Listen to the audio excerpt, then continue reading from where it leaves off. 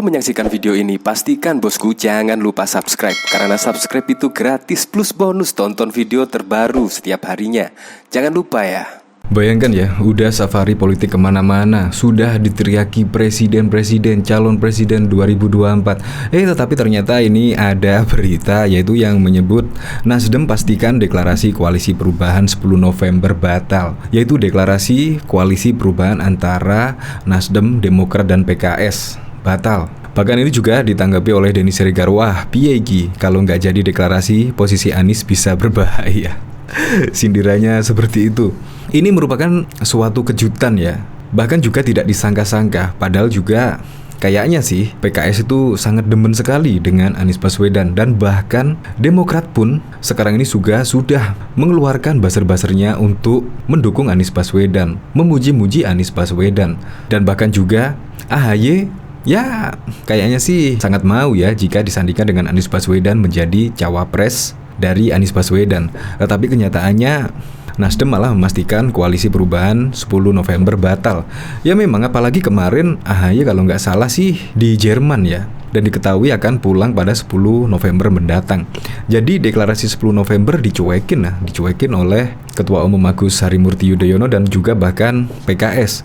Bahkan dari berita yang beredar ya, kenapa PKS juga membatalkan deklarasi 10 November? Karena PKS harus menggelar rapat Majelis Syuro pada Desember nanti.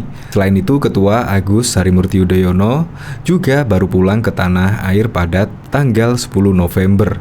Nah, jadi Anies harap-harap cemas ya. Apalagi juga yang digadang-gadang menjadi koalisi yang digadang-gadang akan mendeklarasikan tanggal 10 November sekarang batal. Ya otomatis memang semenjak dideklarasikan oleh Nasdem, ya minimal harus berkoalisi dengan 2 parpol lagi. Karena memang syarat untuk menjadi capres harus memiliki, syarat parpol tersebut harus memiliki presidential threshold-nya 20,2%. Bahkan di sini juga ada pakar ya, Profesor Cipta Lesmana. Bahkan di sini juga menyebut kalau Anies Baswedan adalah capres bohong-bohongan. Nah, di sini pakar komunikasi politik Cipta Lesmana terkait calon presiden yang baik untuk Indonesia harus memenuhi 5 syarat. Yang pertama, cukup populer, cukup dikenal. Kalau nggak dikenal, maaf, ini siapa? Ini tokoh dari mana?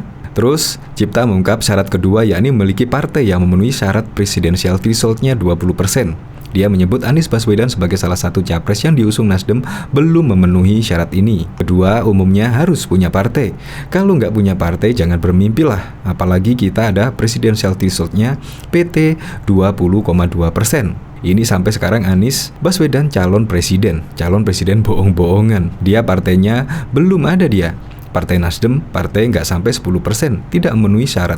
Dia mesti koalisi minimal 3 partai. Dan Cipta Lesmana mengatakan, ketiga yakni calon presiden harus pintar dan berkarakter, dan lain sebagainya. Dan ini juga bahkan menyebut juga harus memiliki uang yang cukup banyak, karena memang biaya menjadi calon presiden itu sangat banyak sekali ya. Bahkan juga keliling dari Sabang sampai Merauke. Jadi memang sangat membutuhkan uang yang sangat banyak sekali untuk menjadi capres di Indonesia.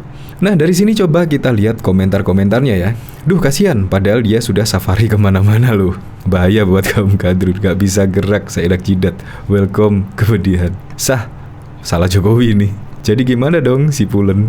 Mudah-mudahan beneran. Mumet. Bosan SMK lagi jadi progres. PKS dan Demokrat kayaknya tarik dukungan bang. Berebut jadi bakal cawapres, tinggal Nasdem menyendiri dan menyalahi keputusannya. Good bro. Posisi Anies tetap sama, tetap pada posisi Obdo. Ya oke lah. Untuk lengkapnya simak berita berikut ini, Good News Indonesia. Ketua DPP Partai Nasdem Willy Aditya mengatakan koalisi perubahan bersama calon mitra koalisi Partai Demokrat dan PKS batal dideklarasikan pada 10 November mendatang. Willy menyebut deklarasi itu kemungkinan akan dilakukan akhir tahun. Bisa dipastikan 10 November tidak jadi deklarasi bersama, kata Willy kepada wartawan di Kompleks Parlemen Senayan, Jakarta pada Rabu 9 November 2022 kemarin. Willy mengatakan rencana deklarasi itu batal lantaran PKS masih harus menggelar rapat Majelis Syuro pada Desember nanti. Selain itu, Ketua Umum Demokrat Agus Harimurti Yudhoyono juga baru pulang ke tanah air pada 10 November mendatang. Karena memang satu, PKS akan rapat majelis syuro itu akhir tahun Desember. Artinya, kedua, Mas AHY dan kawan-kawan baru pulang sekitar pukul tanggal 10 November itu, ujarnya. Willy mengatakan, pihaknya menghormati mekanisme yang ada di masing-masing parpol calon mitra koalisi. Ya, kita tunggulah. Tentu kita harus menghormati mekanisme partai, bagaimana masing-masing partai, katanya. Namun, Willy memastikan komitmen yang terbangun oleh masing-masing parpol calon penggagas koalisi perubahan semakin mengerucut. Dia mengatakan, saat ini ketiga parpol hanya tinggal menuangkan kesepahaman dalam bentuk kesepakatan formal. Setidak-tidaknya, komitmen demi komitmen itu sudah semakin mengerucut. Bagaimana kesepahaman tunggal dituangkan formal menjadi kesepakatan bersama gitu, ujar dia. Lebih lanjut, Willy mengatakan rencana deklarasi paling cepat dilakukan akhir tahun. Menurut Willy, kesepakatan pembentukan koalisi tak mesti deklarasi bersama, melainkan dengan kesepakatan secara satu persatu. Paling cepat akhir tahun, tapi tidak menutup kemungkinan one by one setelah Nasdem, Demokrat, mungkin PKS. Jadi, tidak mesti deklarasi bersama, tapi juga partai per partai. Karena itu juga berbicara, kita mengutamakan satu, spiritnya, yang sama dengan nama koalisi perubahan. Yang kedua adalah mana yang juga efektif skenario-skenario itu dalam tim kecil kami bahas, kata Willy. Bahkan diketahui pakar komunikasi politik Cipta Lesmana bicara terkait calon presiden yang baik di Indonesia harus memenuhi 5 syarat. Dia sempat menyinggung calon presiden Anies Baswedan yang masih belum memenuhi salah satu syarat tersebut. Cipta menyebut, syarat pertama yang harus dimiliki calon presiden yakni popularitas. Dia menilai aspek yang paling penting untuk menjadi presiden di Indonesia adalah popularitas. Yang pertama, calon cukup populer, cukup dikenal. Kalau nggak dikenal, maaf, ini siapa ya? Ini tokoh dari mana? Nggak pernah dengar saya. Cukup populer, very important.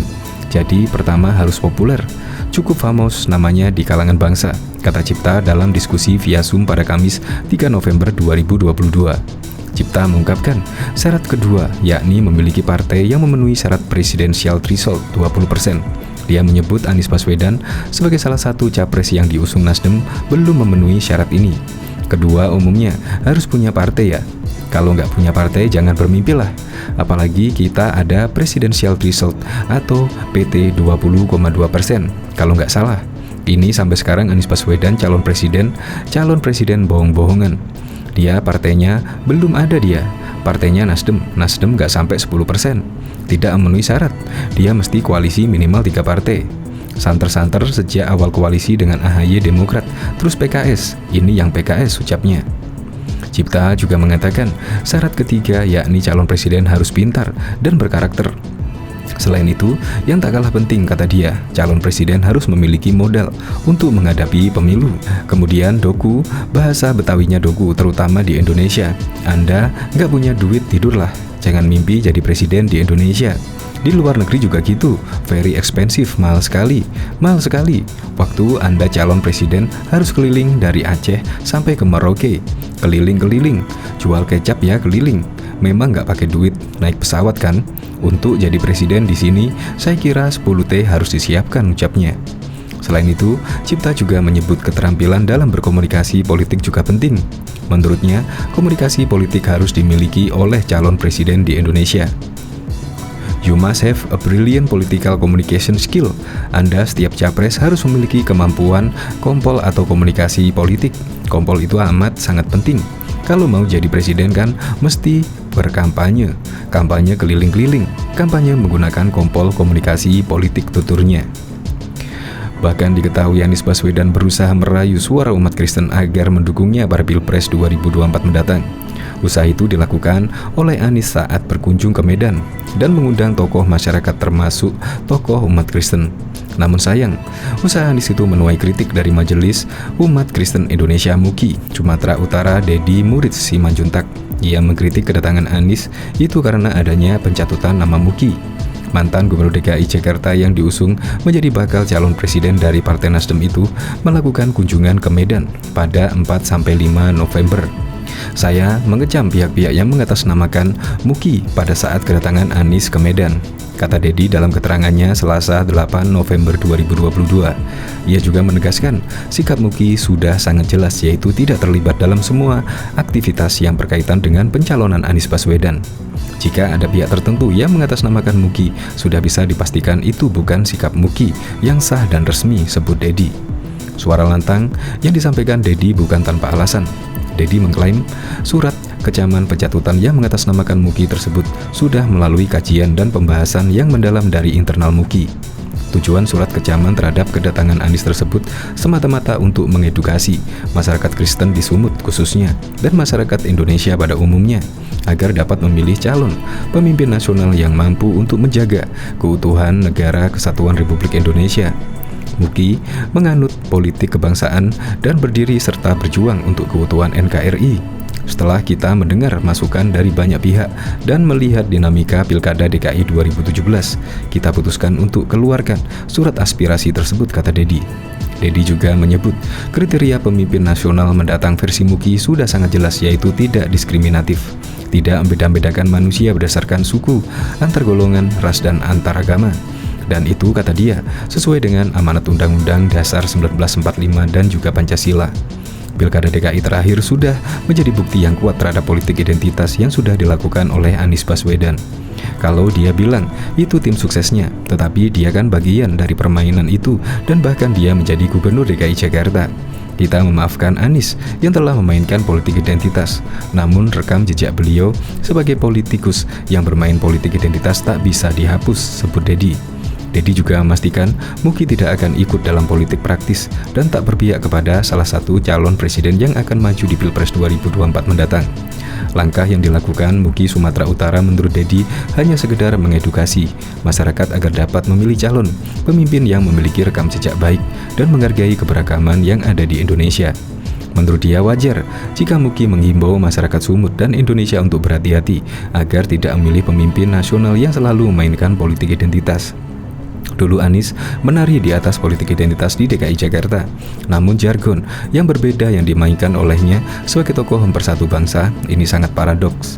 Orang yang memiliki nalar sehat pasti dapat membacanya sebagai permainan politik identitas, sebut Dedi. Dedi mengingatkan kepada pemimpin umat Kristen di Sumatera Utara untuk tidak bermain-main dengan politik praktis. Ia meminta para pendeta untuk dapat fokus mengurus umatnya dengan baik.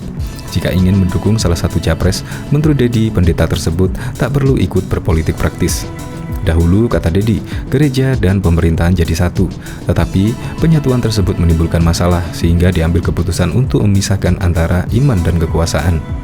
Kita mengingatkan pendeta untuk tidak berpolitik praktis agar tidak terjadi masalah di umat Kristen. Kalau pendetanya saja sudah berpolitik praktis, pasti umat sudah terpolarisasi, umat Dedi.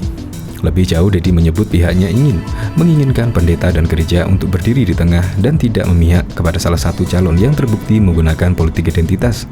Muki menganjurkan masyarakat untuk memilih calon pemimpin nasional yang nasionalis dan dengan memiliki visi misi kebinekaan, ujar Dedi. Bahkan, pegiat media sosial Adi Armando kembali menyentil calon presiden dari Nasdem Anies Baswedan. Dia mengatakan ex-gubernur DKI Jakarta itu kini mati-matian cari muka kepada para pemilih dari kalangan umat Kristen untuk menangi Pilpres 2024 mendatang. Ade yang juga dosen FISIP UI ini mengatakan upaya Anies cari muka ini sudah hampir berhasil. Buktinya salah satu gereja di Jakarta memberikan gelar Bapak Kesetaraan kepada Anies Baswedan beberapa waktu lalu. Ade lantas memperingatkan umat Kristen agar berhati-hati dan tetap waspada kepada Anies Baswedan. Jangan sampai pendekatan yang dilakukan sekarang ini hanya untuk memenuhi syahwat politiknya setelah mereka kembali diajukan. Saya mengingatkan umat Kristen jangan sampai mau dikadalin. Kubu Anies sekarang aktif sekali mendekati umat Kristen. Dia bahkan diberi gelar Bapak Kesetaraan oleh sebuah gereja, kata Ade dikutip populis.id dalam sebuah video yang tayang di saluran YouTube Cokro TV pada Selasa 8 November 2022. Saya berusaha mengingatkan berbaik-baik dengan umat Kristen itu adalah taktik kubu Anies untuk memperdaya, katanya menambahkan. Ade juga menegaskan, apabila umat Kristen memilih Anies Baswedan pada Pilpres mendatang, maka mereka jelas membayar mahal pilihannya tersebut setelah ex-Menteri Pendidikan dan Kebudayaan itu menjadi Presiden Indonesia. Jika sekarang umat Kristen pendukung Anies, mereka akan membayar mahal kerelaannya untuk menukar iman hanya untuk kepentingan sesaat. Ade Armando sebelumnya juga telah menyinggung hal ini. Dia mengatakan Anies Baswedan hanya bisa kalah pada Pilpres mendatang apabila semua pemilih dari kalangan umat Kristen kompak tak memilihnya. Omongan Ade langsung berpolemik. Sejumlah kalangan pro Anies Baswedan menilai Ade sedang memainkan isu rasial untuk memecah belah umat beragama. Tak tinggal diam Ade dengan lantang mengatakan pernyataannya itu sama sekali tak mengandung unsur sara. Saya dituduh menggunakan politik identitas. Buat saya sih itu luar biasa menghina akal sehat. Kita juga semua tahu bahwa yang selama ini melakukan politik identitas, politisasi sara, ya kubu Anies lah. Buat saya berpolitik dengan menggunakan sara itu busuk, imbuhnya.